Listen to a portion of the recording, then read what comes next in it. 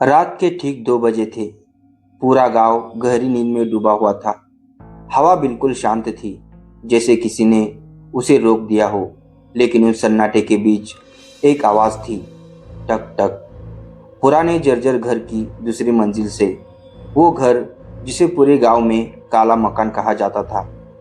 कोई वहां नहीं जाता था, कोई उसके पास भी नहीं जाता था, क्योंकि लोग कहते थे वो घर खाली नहीं है।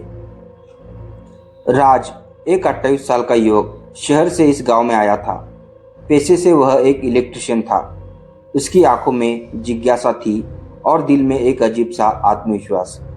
भूत प्रेत कुछ नहीं होते, वह हमेशा कहता था। लेकिन उसे नहीं पता था कि इस बार वह गलत जगह आया था। राज को गांव में काम मिला था, काला मकान की बिजली ठीक करने का। गांव के सरपंच ने कहा था, देखो राज, पैसे अच्छे मिलेंगे, लेकिन एक बात याद रखना, शाम के बाद उस घर में मत रुकना। राज हंस पड़ा। सरपंच जी, मैं डरता नहीं। इन सब चीजों से सरपंच की आंखों में अजीब डर दिखा। अगले दिन दोपहर को राज उस मकान के सामने खड़ा था। घर बहुत पुराना था, दीवारों पर काई जमी हुई थी, खिड़कियां टूटी हुई थी, और सबसे अजीब बात, घर के अंदर से ठंडी हवा बाहर आ रही थी, जैसे अंदर कोई सांस ले रहा हो। राज ने दरवाजों को धक्का दिया। दरवाजा खुद ब खुद खुल गया।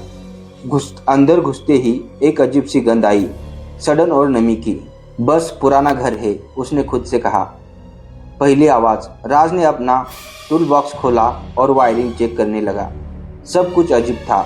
तार जुड़े हुए थे, फिर भी बिजली नहीं थी, जैसे किसी ने जानबूझकर सब सही रखा हो, लेकिन काम न करे। तभी वही आवाज। राज रुक गया। कोई है ऊपर। कोई जवाब नहीं। फिर वही आवाज आई। अब साफ था, कोई दूसरी मंजिल पर चल रहा था। राज धीरे धीरे सीढ़ी की तरफ बढ़ा। हर कदम के साथ दिल की धड़कन तेज होती जा रही थी। सीढ़ियां चरमरा रही थी। ऊपर पहुंचते ही सब कुछ शांत हो गया। एकदम सन्नाटा, जैसे कुछ हुआ ही नहीं हो। दूसरी मंजिल पर एक दरवाजा थोड़ा खुला हुआ था। अंदर से हल्की सी रोशनी आ रही थी। अरे, यहाँ तो बिजली ही नहीं है। राज ने धीरे से दरवाजा खोला। अंदर एक कमरा था, और कमरे के बीच में एक पुरानी कुर्सी, जो धीरे धीरे अपने आप हिल रही थी। राज जम गया। ये कैसे? तभी पीछे से धप करके आवाज आई। दरवाजा अपने आप बंद हो गया। कमरे की दीवार पर एक बड़ा आईना था। राज ने घबराकर उसमें देखा और उसका दिल रुक गया। आईने में वो अकेला नहीं था, उसके पीछे एक औरत खड़ी थी। लंबे बाल, चेहरा पूरी तरह सुलझा हुआ, और उसकी आंखें सीधे राज को देख रही थी। राज ने तुरंत पीछे मुड़कर देखा। वहां कोई नहीं था। फिर आईने में देखा। वो औरत अब और पास आ चुकी थी। अचानक कमरे में एक धीमी आवाज गूंजी, तू क्यों आया है? राज की सांसें रुक गई। कौन कौन है? ये मेरा घर है। अब आवाज उसके बिल्कुल कान के पास थी। राज चिल्लाया और दरवाजा खोलने की कोशिश करने लगा, लेकिन दरवाजा नहीं खुला। अचानक कमरे की लाइट अपने आप जल गई। राज ने चारों तरफ देखा। कमरा खाली था। कुर्सी रुक चुकी थी। आईना सामान्य था। सब कुछ जैसे कुछ हुआ ही नहीं हो। दरवाजा धीरे से खुद खुल गया। राज भागते हुए नीचे आया और बाहर निकल गया। लेकिन जब वह बाहर निकला, उसने देखा घर की दूसरी मंजिल की खिड़की से वही औरत उसे देख रही थी, और उसके होठ हिल रहे थे। अब तू भी यही रहेगा। राज पूरी ताकत से भाग रहा था। उसके कानों में अभी भी वही आवाज गूंज रही थी, अब तू भी यही रहेगा। सांसें तेज, दिल बेकाबू। लेकिन जैसे ही उसने पीछे मुड़कर देखा, काला मकान गायब था। राज वही रुक गया। ये कैसे हो सकता है? जहाँ कुछ देर पहले वो खड़ा था, वहाँ अब सिर्फ एक खाली मैदान था। ना कोई घर, ना कोई खिड़की, ना वो औरत। राज घबरा कर गांव की तरफ भागा। पहले ही घर के दरवाजे पर उसने जोर से दस्तक दी। खोलो, जल्दी खोलो। अंदर से एक बूढ़ा आदमी बाहर आया। राज ने हाँफते हुए कहा, वो मकान, वहाँ कोई है? वो औरत? उसने बूढ़े का चेहरा अचानक सख्त हो गया। तू तू उस घर में गया था? राज ने हाँ में सिर मिलाया। बूढ़ा तुरंत पीछे हट गया, जैसे राज कोई इंसान नहीं, एक खतरा हो। भाग जा यहाँ से, उसने दरवाजा बंद करते हुए कहा। एक एक करके हर घर का यही हाल था। कोई बात करने को तैयार ही नहीं था, कोई सुनने को भी तैयार नहीं था। जैसे सब जानते थे। आखिरकार राज सरपंच के घर पहुंचा। इस बार दरवाजा खुला। सरपंच उसे देखकर घबरा गया। तू जिंदा कैसे है? राज चिल्लाया। वो क्या है? वो घर क्या है? सरपंच कुछ देर चुप रहा, फिर धीमे से बोला, वो घर पहले एक परिवार का था। सालों पहले वहां आग लगी थी। पूरे घर में सिर्फ एक औरत जिंदा बची थी। राज का गला सूख गया। फिर उसने एक एक करके पूरे गांव को मारना शुरू कर दिया। जो भी उस घर में जाता वो कभी वापस नहीं आता। राज ने पूछा, लेकिन वो घर गायब कैसे हो गया? सरपंच ने उसकी आंखों में देखा। क्योंकि क्योंकि वो घर किसी को नहीं दिखता। वो सिर्फ उसे देखता है जिसे वो चुनता है। राज के पैरों तले जमीन खिसक गई। मतलब अब वो मुझे, हाँ, सरपंच ने धीरे से कहा, अब वो तुझे छोड़ने वाला नहीं। उस रात राज सरपंच के घर में ही रुका, लेकिन नींद कहीं दूर थी। रात के ठीक 2 बजे फिर टक टक की आवाज आई। राज की आंखें खुल गई। वही आवाज। वो धीरे से उठा और दरवाजे की तरफ देखा। दरवाजा थोड़ा सा खुला हुआ था और बाहर कोई खड़ा था। राज धीरे धीरे दरवाजे के पास गया। दिल की धड़कन इतनी तेज थी कि खुद सुनाई दे रही थी। उसने दरवाजा खोला। बाहर अंधेरा था, लेकिन जमीन पर कुछ गीला था। राज ने नीचे देखा। पानी नहीं, लाल रंग जैसा था। वो लाल रंग सीधे उसके कमरे के अंदर की तरफ आ रहा था। राज पीछे हट गया। कमरे की लाइट अपने आप बुझने लगी और फिर आईने में वही औरत, लेकिन इस बार वो आईने के अंदर नहीं थी, वो उसके पीछे खड़ी थी। शिकार शुरू। राज ने धीरे से मुड़कर देखा और उसकी चीख निकल गई। वो औरत अब बिल्कुल पास थी। उसका काला चेहरा और आंखें पूरी तरह काली। तू भाग क्यों रहा है? उसने फुसफुसाया। खेल अभी शुरू हुआ है। राज ने आंखें बंद कर ली और जैसे ही उसने दोबारा खोली, वो औरत गायब थी। कमरा सामान्य था, लेकिन दीवार पर लाल रंग सा लिखा था, अगली रात तू मेरे साथ चलेगा। सुबह हो चुकी थी, लेकिन राज के लिए राज खत्म नहीं हुई थी। दीवार पर लिखा हुआ अगली रात तू मेरे साथ चलेगा अभी भी वही था। सरपंच कमरे में आया और जैसे ही उसने वो लिखा देखा, उसका चेहरा पीला पड़ गया। वो तुझे बुला रही है, उसने धीमे से कहा। राज गुस्से में था, डर में नहीं। क्यों? मैंने उसका क्या बिगाड़ा है? सरपंच ने उसकी तरफ देखा, जैसे वो कुछ छुपा रहा हो। शायद तूने नहीं, लेकिन तेरे परिवार ने जरूर कुछ किया है। राज चौंक गया। क्या मतलब? सरपंच अंदर गया और एक पुरानी धूल भरी फाइल लेकर आया। ये 25 साल पुरानी घटना है। राज ने कांपते हाथों से फाइल खोली। पहले पेज पर एक फोटो थी। एक औरत, लंबे बाल, मासूम चेहरा, और उसके नीचे लिखा था सीमा यादव। राज की आंखें फैल गई। ये मेरा सरनेम, सरपंच बोला। सीमा यादव तेरे पिता की पहली पत्नी थी।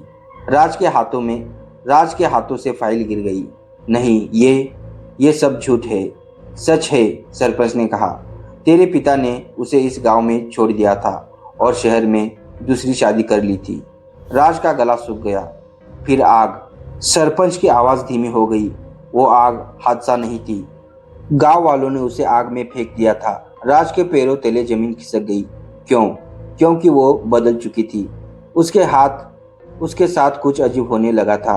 लोग कहते थे वो रात में किसी से बात करती थी और उसके घर से अजीब आवाजें आती थी। एक दिन एक बच्चा गायब हो गया। राज की सांसें तेज हो गई और सब ने उस पर शक किया। हाँ, सरपंच बोला। और उसी डर में उन्होंने उसे उसी घर में बंद करके चले गए। राज ने हाँफते हुए कहा, तो वो मुझे। सरपंच ने उसकी बात काट दी। क्योंकि तू उसका बेटा है। कमरे में सन्नाटा छा गया। राज की आंखों में आंसू आ गए। नहीं, ये नहीं हो सकता। तेरे पिता तुझे लेकर भाग गए थे और सब कुछ छुपा दिए थे। अचानक राज के सिर में दर्द होने लगा। एक औरत आग के पास से चल रही है। वो चिल्ला रही है, मेरा बच्चा, और कोई उसे बाहर निकलने नहीं दे रहा। राज जोर से चिल्लाया, बस करो। अचानक उसके कान में वही फुसफुसाहट आई। राज। इस बार आवाज डरावनी नहीं थी, वो माँ जैसी थी। तू मुझे भूल गया। रात जम गया। माँ, मैं तुझे लेने आऊंगी आज रात। राज की आंखों से आंसू बह रहे थे। अब वो सिर्फ डर नहीं रहा था, वो टूट रहा था। अगर वो मेरी माँ है, वो तो वो मुझे मारना क्यों चाहती है? सरपंच ने धीरे से कहा, वो तुझे मारना नहीं चाहती, वो तुझे अपने साथ रखना चाहती है, हमेशा के लिए। सूरज ढलने लगा। गांव में फिर वही डर फैल गया। सब अपने सब अपने अपने घरों में बंद हो गए और राज वो अकेला बैठा था। उसके सामने आईना था और उसमें धीरे धीरे वो औरत फिर से दिखाई देने लगी। इस बार उसकी आंखों में गुस्सा नहीं था, सिर्फ एक अधूरा प्यार। आईने में वो मुस्कुराई और बोली, आज तू घर आएगा। और तभी राज के पैरों ने खुद चलना शुरू कर दिया। दरवाजा अपने आप खुल गया और वो सीधे उसी दिशा में चल पड़ा जहां काला मकान फिर से खड़ा था। रात के ठीक 2 बजे राज के कदम अपने आप चल रहे थे। वो रोकना चाहता था, लेकिन जैसे किसी और ने उसके शरीर पर कब्जा कर लिया हो। आगे वही रास्ता और दूर काला मकान। इस बार वो गायब नहीं था। वो पहले से भी ज्यादा डरावना लग रहा था। उसकी खिड़कियों में हल्की लाल रोशनी जल रही थी, जैसे वो जिंदा हो। घर के अंदर वापसी। राज दरवाजे के सामने रुका। दरवाजा खुद ब खुद खुल गया। अंदर घुसते ही वही सड़न की गंध, वही ठंडी हवा, लेकिन इस बार कुछ अलग था।